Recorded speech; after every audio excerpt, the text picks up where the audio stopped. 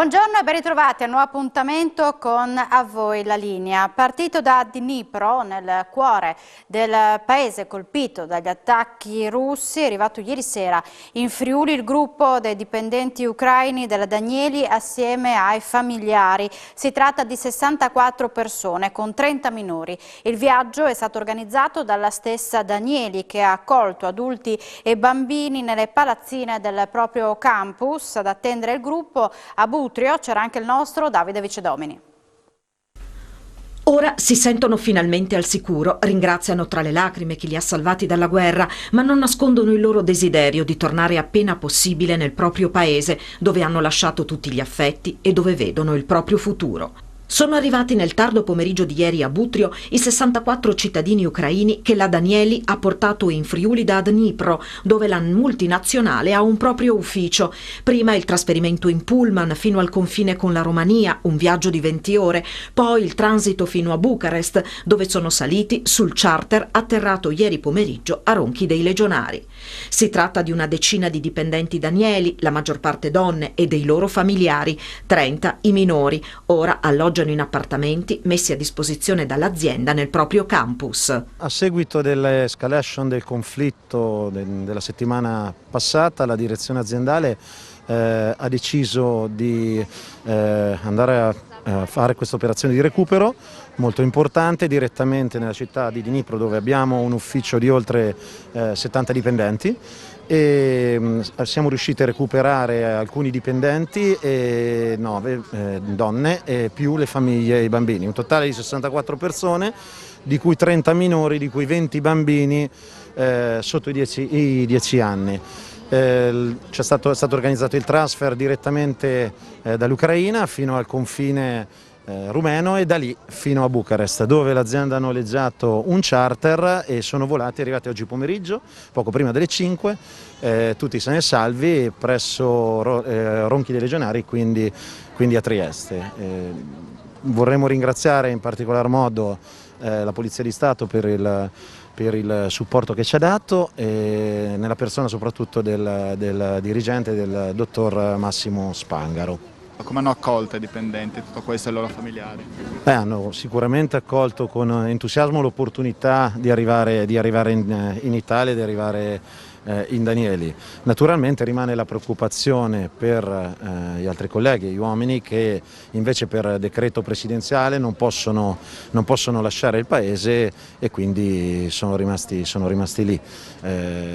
Speriamo che la situazione si risolva entro breve termine. Nei prossimi giorni queste persone alloggeranno qui nel campus della Danieli. C'è un servizio importante, ci sono i minori, ma Danieli è attrezzata, è abituata. Noi ricordiamo, abbiamo un polo educativo che copre le 0-13 anni, che è proprio qui nel nostro stabilimento, quindi abbiamo tra virgolette una certa abitudine nel gestire i minori, e quindi riteniamo questo non sarà un problema. Naturalmente ora inizia una fase 2, una fase di gestione di queste persone, di integrazione, di aiuto, ma l'azienda è stata determinatissima, la direzione, la proprietà è stata determinata, e continueremo sicuramente a dare il nostro pieno sostegno come abbiamo fatto fino ad ora. Come si chiama? Anna. Anna, come sta vivendo questo momento? Как вы переживаете, как живете вот эту ситуацию создавшуюся? Очень тяжело. È molto difficile e dura.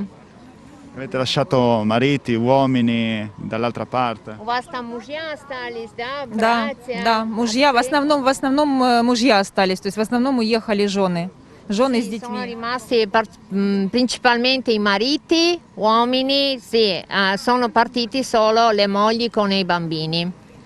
Le ultime immagini che ha impresso dell'Ucraina in questo momento? Сирены. Le sirene. Risuonavano di giorno in giorno, ogni volta voi dovete rifugiarvi nei bunker? Ну, мы приехали из Днепра, то есть нам можно, если можно так сказать, в данной ситуации нам повезло, потому Che что loro in un certo senso sono fortunate perché praticamente in questo periodo loro arrivano dalla città che si chiama Dnieper e che rimane per il momento fuori dalla linea del fronte, E quindi a loro, l'immagine che hanno loro, queste sirene che loro ogni volta che sentono devono scendere appunto nei bunker attrezzati a modo, alla regola eccetera, e devono nascondersi lì, però tutta la città ormai è diventata militare e pronta in tutti i sensi per proteggersi dall'aggressore. Si sente al sicuro essere arrivate qua in Italia in questo momento?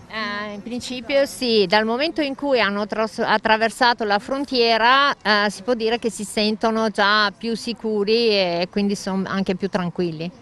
Lei vorrebbe ritornare da subito in questo paese con una maggiore sicurezza? Lei non pensa che sia qua il suo futuro? Lì è rimasto suo marito, il padre di suo figlio e quindi lei vuole che la famiglia sia al completo, senz'altro lei prima possibile vorrebbe tornare al suo paese e unirsi al suo marito. Cosa le ha detto suo figlio per venire qua? Le ha raccontato che siete in vacanza? Дети понимают сложившиеся обстоятельства.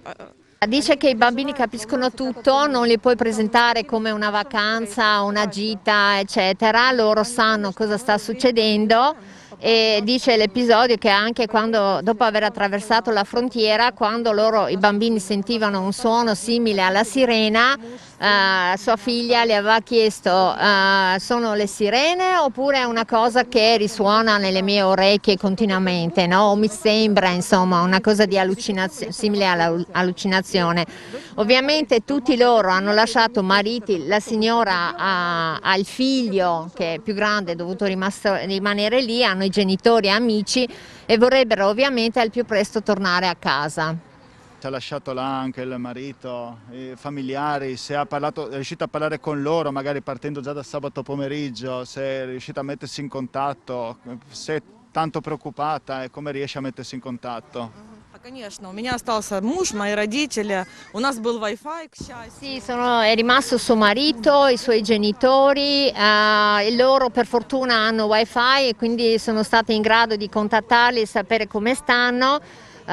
Purtroppo la linea del fronte si avvicina alla loro città e loro sperano che non arrivi, diciamo, e che la città rimanga fuori, che sia pace e loro possano prima possibile ancora, cioè finisca la guerra e loro possano tornare a casa.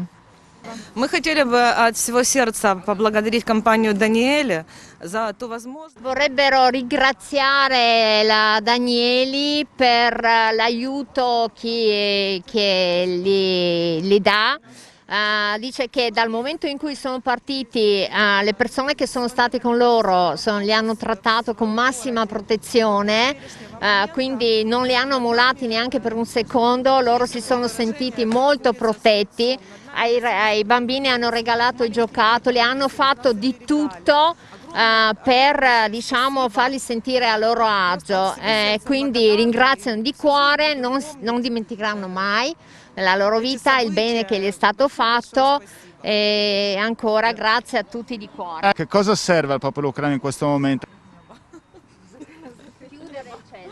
Chiudere il cielo. Chiediamo al governo misure tempestive per calmierare i prezzi di energia elettrica e materie prime. Questo è l'appello dell'amministrazione delegato di Faber Cividale, Giovanni Toffolutti. L'azienda sta programmando di rallentare la produzione per far fronte all'impennata dei costi.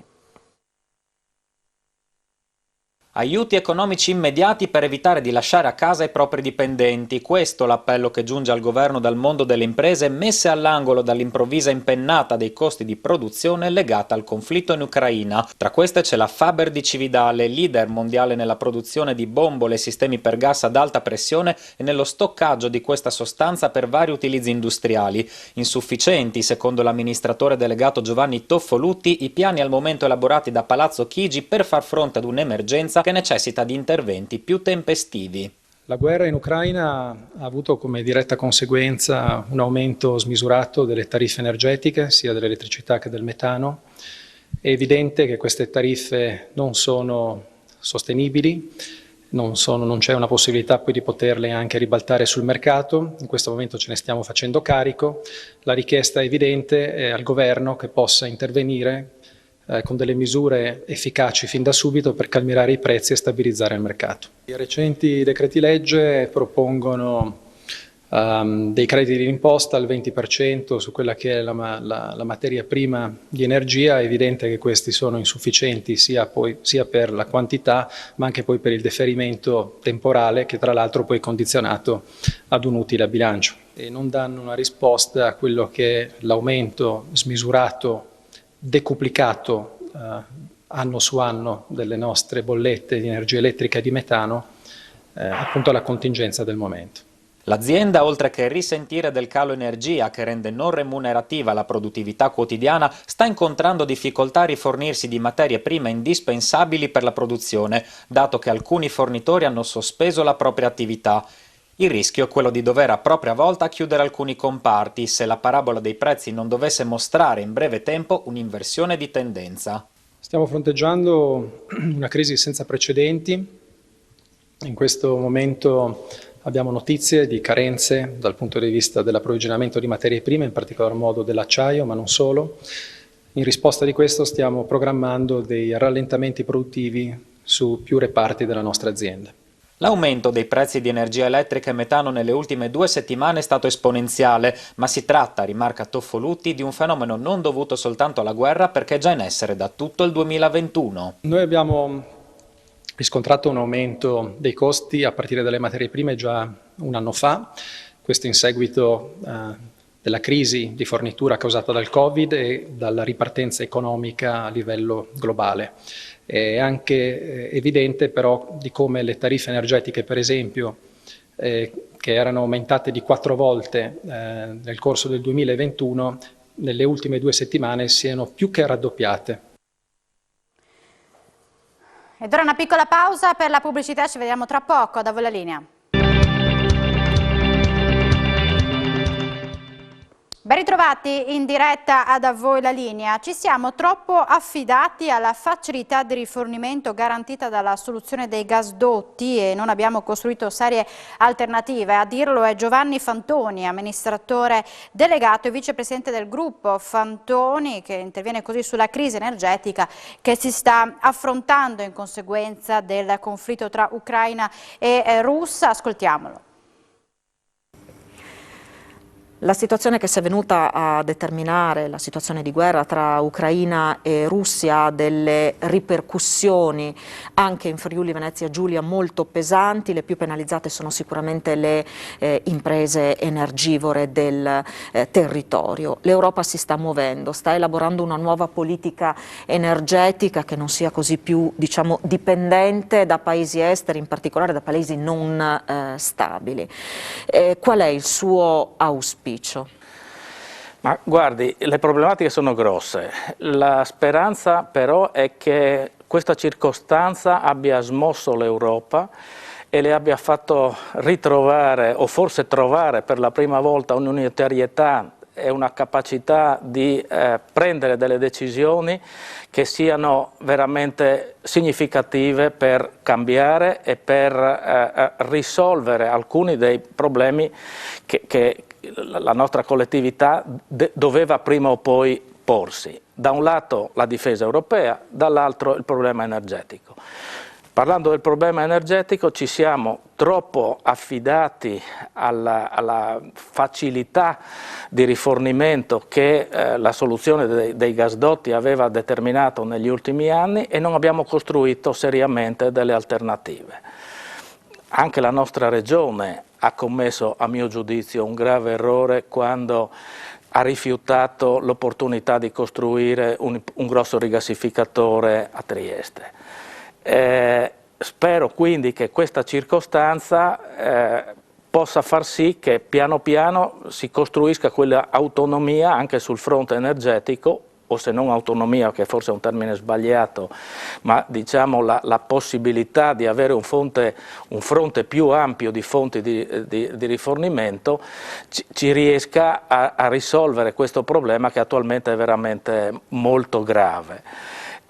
Credo che il governo si stia muovendo molto bene. Il fatto di aver raddoppiato potenzialmente l'importazione di gas dall'Algeria, il fatto di essere in trattativa per raddoppiare la capacità della TAP e temporaneamente eventualmente di sopperire anche con le centrali a carbone alle carenze di energia elettrica per mancanza di gas, sono tutti provvedimenti che lasciano capire che il tema è stato affrontato con competenza e con tempestività. Vediamo che i prezzi dell'energia schizzano, anche voi li monitorate costantemente, di mezz'ora in mezz'ora l'evoluzione proprio si percepisce. Quello che succede è che vediamo cammini spegnersi anche in Friuli, anche la Fantoni in questo momento segue con preoccupazione l'evoluzione della situazione. Com'è attualmente, com'è adesso? Guardi, dobbiamo sperare che quello che è successo negli ultimi 10 giorni resti un fatto contingente. Ma resta comunque la consapevolezza che nei prossimi mesi e nei prossimi anni non potremo beneficiare di quel livello dei costi energetici con cui abbiamo lavorato negli anni precedenti. Quindi dobbiamo tenere in conto un sensibile aumento dei costi, anche perché la transizione energetica non potrà essere fatta gratis, avrà i suoi costi. Però ritengo anche che gli eventi degli ultimi giorni possano rientrare, essere superati, perché oggettivamente sono anche frutto di un'emotività dettata dagli eventi degli ultimi giorni. Siglato a Udine un protocollo tra Comune, Guardia di Finanza e Prefettura per la gestione trasparente dei fondi del PNRR. A Udine sono in attesa di ricevere 50 milioni di euro. Fondi PNRR.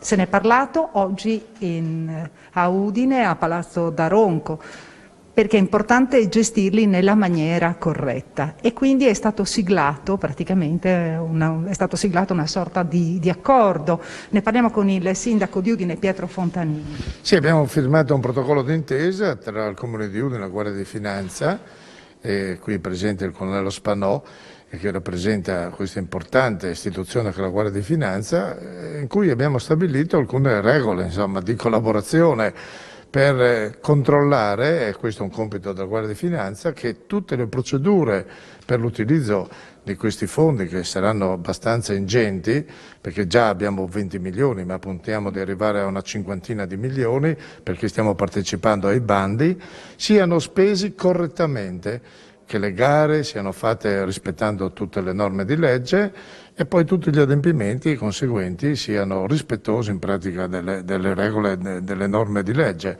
perché quando si tratta di tanti soldi, quindi è facile che qualcuno voglia un po' fare il furbo, che si introduca, che magari porti delle turbative o meglio commetta dei reati anche per quanto riguarda questi lavori.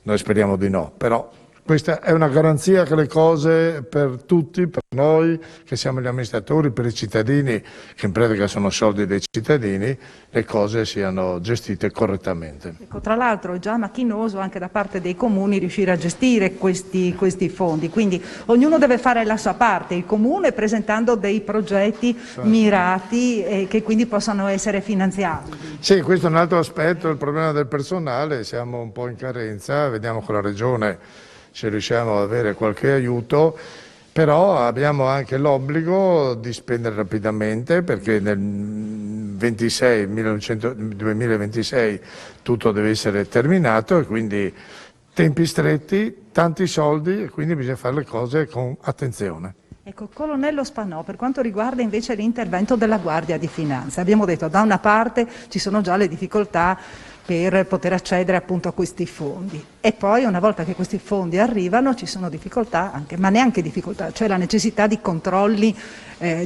stretti per il corretto utilizzo. Sì, da qui si ricollega la nostra presenza, che è una presenza che interviene nella fase dell'esecuzione contrattuale, perché la fase antecedente, quella dei contratti, prima di sottoscrivere i contratti, già prevede i controlli e le verifiche antimafia da parte della Prefettura. Poi successivamente però i problemi nascono anche quando si deve dare esecuzione a un contratto e realizzare un'opera, perché ad esempio ci possono essere i problemi nei subappalti, quindi ingressi di nuove aziende, quindi nuovi soggetti da controllare. E quindi è necessario mantenere sempre alto il livello di attenzione e da qui nasce la collaborazione con il Comune, uno scambio di dati costante per fare in modo che il Comune possa seguire correttamente le procedure e al tempo stesso avere in noi un riferimento per eventualmente attivare anche dei controlli anche su situazioni che possono essere semplicemente sospette e meritevoli di un approfondimento. Quindi presenza costante in sostanza della Guardia di Finanza in questa operazione. Una presenza costante ma che è legata anche al nostro ruolo. Noi abbiamo un ruolo di tutela della spesa pubblica e soprattutto da quest'anno dobbiamo dedicarci in modo particolare ai fondi del PNRR perché sono una priorità per il nostro Paese e dobbiamo assicurare che vengano ben spesi perché devono aiutare l'economia, aiutare il rilancio e non perdersi ovviamente in situazioni irregolari. Bene, ringraziamo il colonnello Enrico Spanò della Guardia di Finanza di Udine e il sindaco di Udine Pietro Fontanini. Restituisco la linea allo studio. Grazie Isabella Gregoratto. Ed ora andiamo a Trieste, dove questa mattina i ricercatori del Burlo Garofalo hanno fatto un flash mob per chiedere al governo di avere un contratto anche a tempo indeterminato, oggi non previsto dalle normative. In Italia sono 1.600 le persone che operano nel campo della ricerca. Fare ricerca in Italia è sempre più difficile perché non c'è la certezza di una stabilità.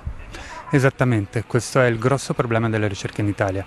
Nonostante noi 2 anni fa abbiamo ricevuto un contratto a tempo determinato, dopo appunto 2 anni non sappiamo ancora quale sarà la fine oltre questo contratto a tempo determinato. Qual è il motivo di questa protesta? Perché vi sentite invisibili come ricercatori? Esattamente questo. Il motivo di appendere dei camici vuoti all'ingresso dell'ospedale è proprio il simbolo di questa idea. Noi siamo in pratica la spina dorsale della ricerca sanitaria in Italia e siamo completamente invisibili. E come invisibili abbiamo deciso di farci vedere attraverso i nostri camici. C'è un po' di dispiacere anche dopo tutto quello che ha rappresentato il Covid, perché alla fine oggi in Italia chi fa ricerca sono medici che fanno anche ricerca, cioè non esiste la figura del ricercatore puro a livello amministrativo, eppure durante il Covid la ricerca è stata fondamentale.